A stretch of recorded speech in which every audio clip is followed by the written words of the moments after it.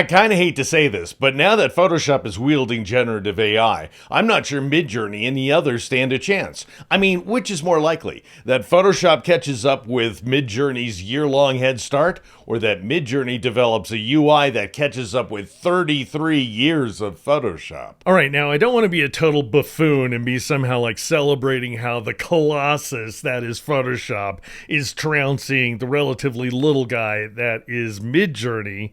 So I want to be fair about this. And after all, Midjourney does deliver qualitatively better results based on a command line prompt. So let's take a look at the relative merits of Midjourney up front here. Midjourney and others. I'm just selecting Midjourney because it's the most popular. It does cost money for Midjourney 5 and later 5.1 and so forth. You could be running Stable Diffusion, which is really an engine, not a model. But anyway, on a local machine for free, if you have the altogether unfreed graphics card, a screaming capable graphics card with a lot of VRAM. But anyway, Midjourney and others have a big head start. So about a year. Midjourney's been out there for more than a year now.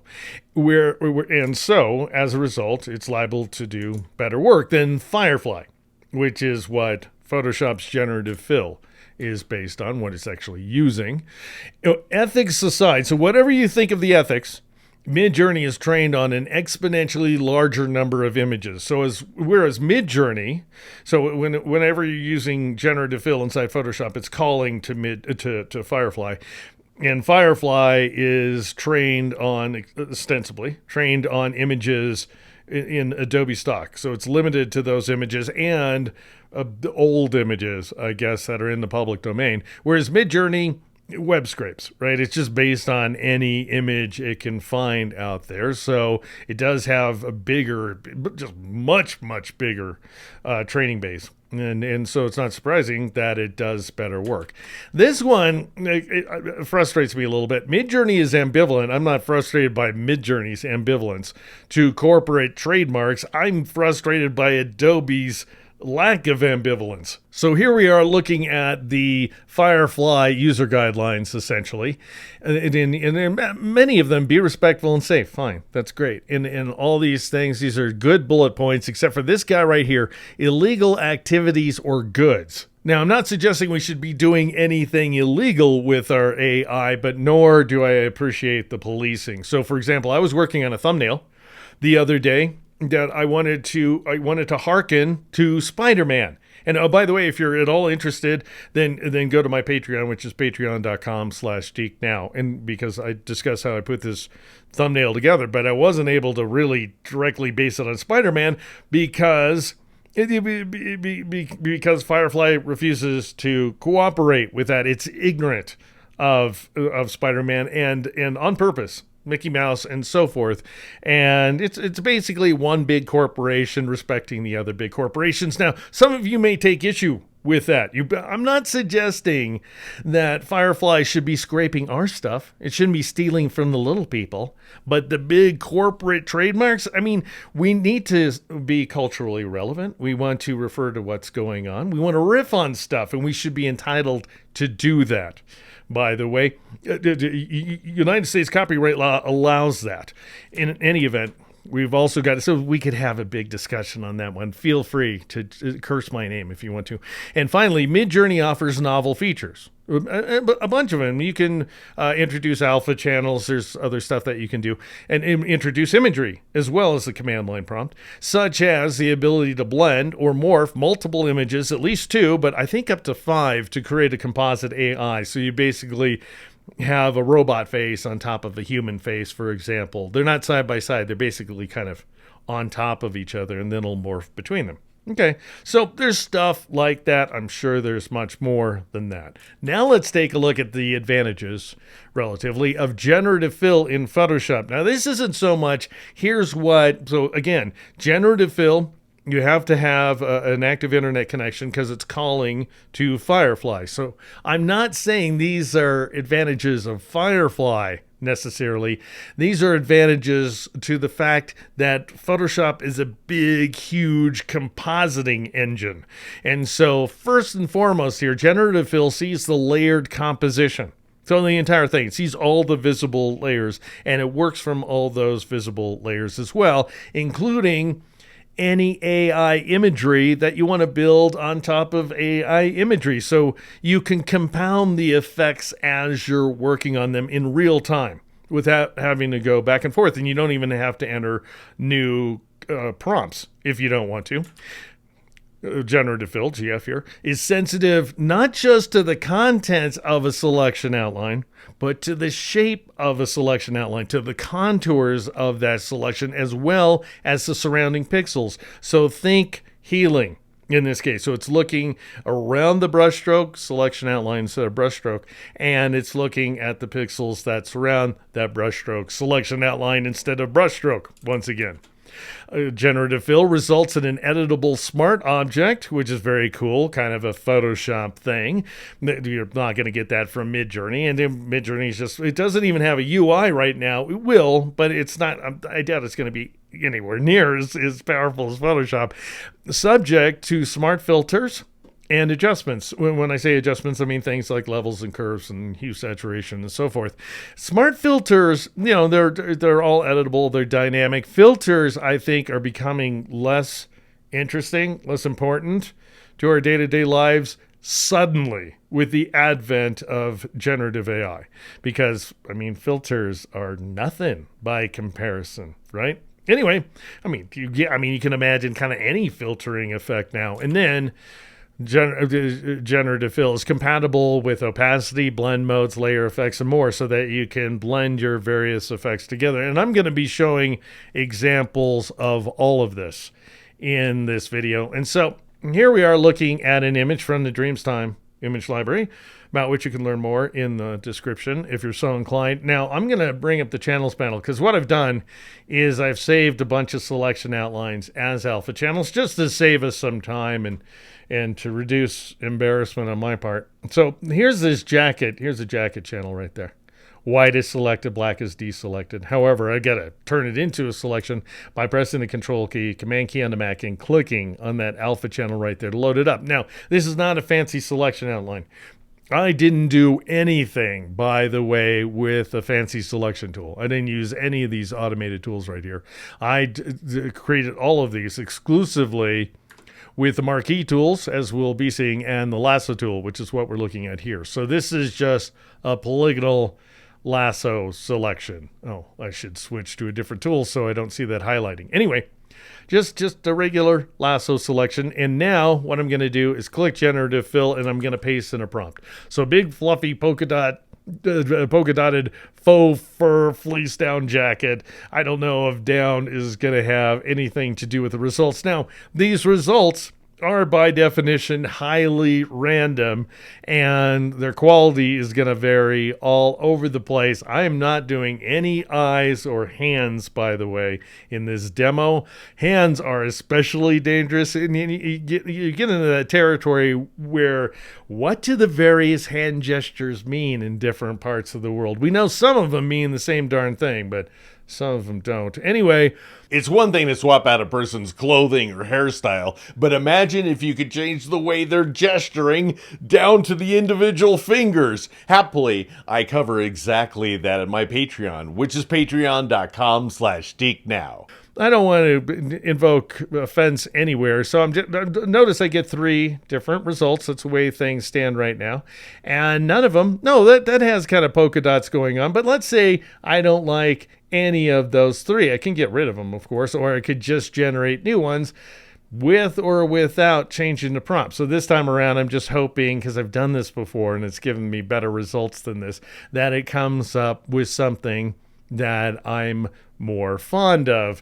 And it may or it may not. You know what? This is just one. Okay, you know what? I'll settle for this. That's polka dot. It's not very colorful, though. Can we get some colorful?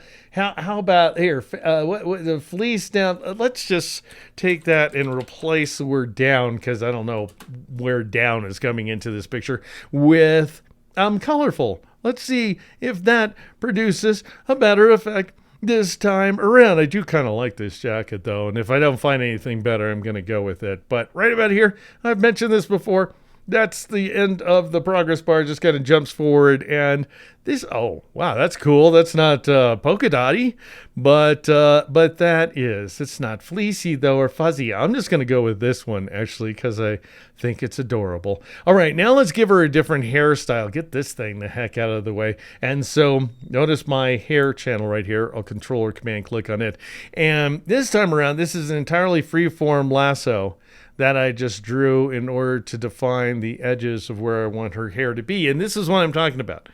Photoshop sees that selection outline. It doesn't necessarily fill every inch of it, but uses that as a kind of guide for how it should generate that fill.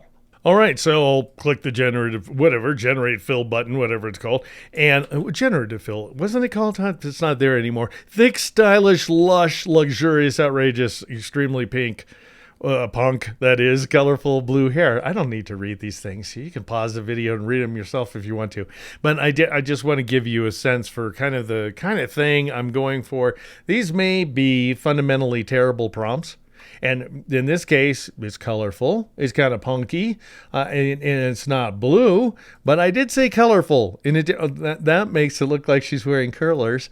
And let's see what we get here. Oh, that's terrible. Also, watch the ear. I did select the ear, so it is going to get kind of munched. Not necessarily. We got a couple of decent ears here. And so that's probably my favorite. But you know what? I'm going to just give it one more chance to generate because, you know, as we like to say, it's free to play at this point in time. So you might as well do as much stuff as you want and take as much advantage of it as you like. Let's see, I like that one. I kind of do like that one. All right, now I have this earrings selection right there, but I'll just show you. And I really do recommend that you try just creating free-form selection outlines as opposed to exactingly select areas, because you need to at least select the region that you want to see affected. So if you make a really accurate selection outline, sometimes you end up with some bad edges. Now in this case, I have one earring's a lot smaller than the other one. I'm thinking this is where my earrings are going to go. All right, so, you know, another way to work, you don't have to click Generative Fill. Now I know what it's called. You can just go to the Properties panel, which happens to be open on screen for me, and paste a prompt right there and click Generate. So if you don't want to work from the hopping around contextual taskbar, I believe is what Adobe calls it. I call it fairly irritating, but still there's a convenience to it. And now we end up with these enormous blue topaz earrings. I think they're pretty big. That's big too. They don't match each other really. Oh yeah, that's what I'm looking for. All right, now I'll load these rectangles right here just by control or command clicking. Obviously, I think it's obvious, I just drew those with the rectangular marquee tool. And I'll drop down here and click Generative Fill, and I'll paste in this guy, Bohemian, thousands of colorful crystal beads hanging down chandelier glitter bougie. Just because I want to see if we can get some, you know, a curtain of beads. A beaded curtain is all I should have to ask for. But this is a classic example of where Firefly hasn't caught up, like even sort of with what Midjourney would come up with here. That's actually not bad, even though those are huge beads right there. That's kind of fun. And, well, that's kind of clumsy, clunky, and dumb. But, well, let's see. Do we want to match your earrings that is a little better? Do we want to go with this? I like this better. I don't think it's worth, like, spending too much more time on that. Now, I'm just, with the lasso tool, as you can see here, I'm just dragging a free-form selection, and then I'll shift drag over here, because I think this time I want to add something like curtains. And so, as opposed to, well, no, I drew a new selection outline, so I have to paste in a new prompt. Or, of course, I could type in a prompt, but I'm going to click Generative Fill and paste this time around. So all I did was add curtains, thick drapes, just so that we also have some curtains to offset some of these beads here, because I think it ends up looking a little better. And then finally, what we're going to do is I'm going to load this circles channel right here in just a moment. But let's see what we got. That is pretty ridiculous. That's so over the top. I love this. I'll do I love it? I don't know if I love it, but I'm going to go with it. And then finally, I'm going to load the circles by Control or Command clicking on them. And I think this is an interesting tip. I just want to pass this along. I created these fairly obviously using the elliptical marquee tool, but here's what you do. If you want to add circles as opposed to ellipses, notice if I shift drag with the tool, I'm going to create a freeform ellipse here. And so what you want to do is release the shift key. I'm still adding because I invoked shift before I started dragging, and then once again press and hold the shift key this time, and that will constrain that ellipse to a circle. All right, now what I want to do is turn these circles into bubbles by clicking Generative Fill, and I'll paste in this guy, Dreamy, Soapy, Reflective Bubbles. And then we should pretty easily, I think even a newbie like Firefly can come up with some good bubbles. That's what I'm anticipating, incidentally. Hopefully, Photoshop won't make a liar of me, and we end up with these very colorful looking bubbles. And what I love about this now is that I could take this one, let's say, and then go to the layers panel and then assign a blend mode, not multiply. I don't think that's really what we want. You could try a contrast mode like overlay or hard light or something along those lines. That actually looks pretty darn good. But I'm going to go with screen, and that's just the kind of interactivity that you have because you're working inside the best still image compositing program on the entire planet. And just to give you a sense of what I've been able to accomplish here, I'll go ahead and scroll down to the bottom and I'll alt-click on the eyeball in front of the background here. So you can see we have this very... this person who is operating with all the good taste in the world, a lovely photograph, and then I just totally bouge it up and make it, she's like somebody in the movie Working Girl at this point. So I'm not saying that I'm employing great taste, but I am just working wonders with generative AI, thanks to the ultimate power that is, the selective and compositional power of Photoshop. All right, so there I was thinking I was going to wrap up the video when I just decided I want to share one more bonus thing that you can do using Generative Fill inside Photoshop that you can't do currently in Midjourney or the others, and that is fuse two disparate images together. So I was telling you, Midjourney lets you kind of morph between two images that are more or less on top of each other. This would be taking two separate images and merging them, giving them, filling in the difference between them. And so what I've done is I've masked the woman, as you can see here, just using select subject, nothing fancy. So it's not a great mask. And then I've got this skyscraper right here. And so let's say, watch this. This is pretty incredible. I'm not going to vouch for the quality. It's just that this is possible and it'll just get better. So I'll grab the elliptical marquee tool and I'm just going to kind of marquee her face. And I'm using the space bar, to move it around. So I just want to make sure her face is in the picture. I don't care about anything else.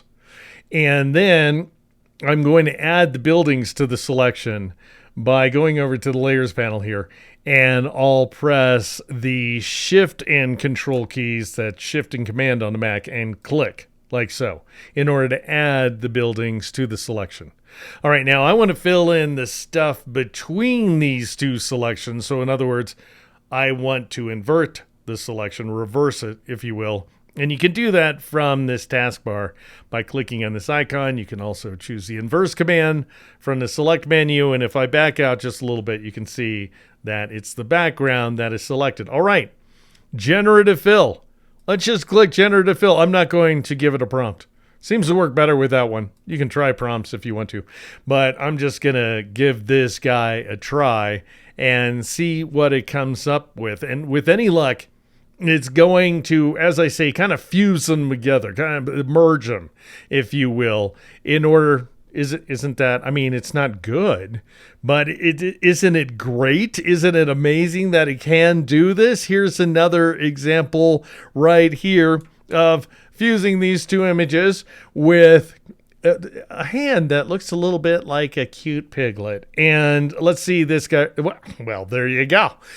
She's got extra forehead for extra cranial capacity. And then, of course, if you don't like those, you could just try again. You can add a prompt as well if you think that's going to help you out. But isn't it just amazing that this is even possible? It's not done well, but it's surprising. Well, okay, that's not half bad. It's surprising that it's done at all. And now I just have to show the other ones, even though this guy right here is the clear winner. And so that's your bonus. In case you were looking for a bonus at the end of this video, that's how you can use generative fill in Photoshop to fuse two disparate images together. Thank you so much for watching. Feel free to like, subscribe, and turn on notifications. And for a mind-blowing, real-world example of generative fill at work, join me at patreon.com/DeekNow. And then go to Deek.com and sign up for my newsletter. I'm Deke McClellan. This is Deek Now.